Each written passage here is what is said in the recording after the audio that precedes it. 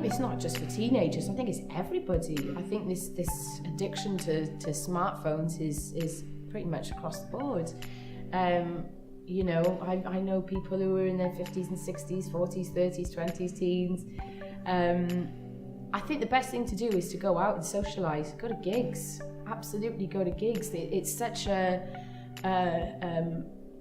aesthetic experience where you are fully present whilst watching this thing that's happening in front of you, and maybe you're full of wonder, or maybe it's, you know, it's some death metal that's making you feel angry, but it's helping you to get some of these emotions out. So I think, you know, going out and socialising, but I think arts and music is absolutely essential. With all of this tech that's happening right now, arts and music all the time, and unfortunately we don't have enough of it in schools, but at least when we're adults we can choose how often, obviously depending on economic circumstances, we can choose how often we indulge in the arts. When I talk, your words fall out. You've got silver on the edge and shining in the air.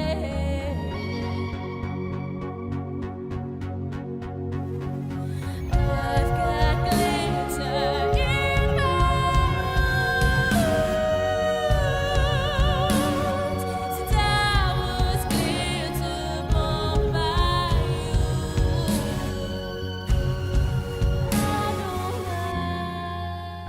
So yeah, the way that social media is, of course, it gives a voice to people who are generally unheard, or minority groups, etc. That there is a big support network for people who, you know, are going through all sorts of different things.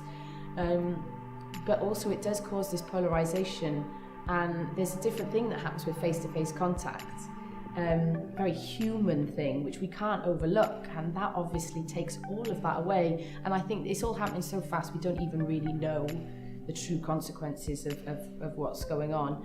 But these platforms are set up in a certain way in which that, you know, you will eventually be in your own echo chamber, hearing the news that you want, and maybe that's good, maybe it's not good, we just don't really know yet.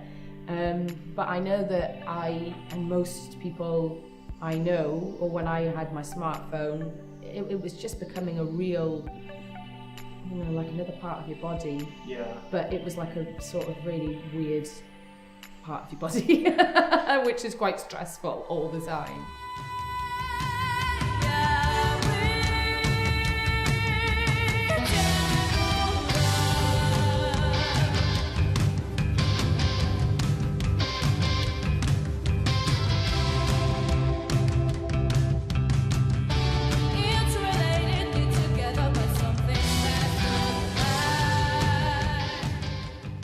I've always just sort of followed my nose in my career anyway, and just done whatever felt right at the time. So at the moment I'm really enjoying making documentaries and things, but I'm also making an album.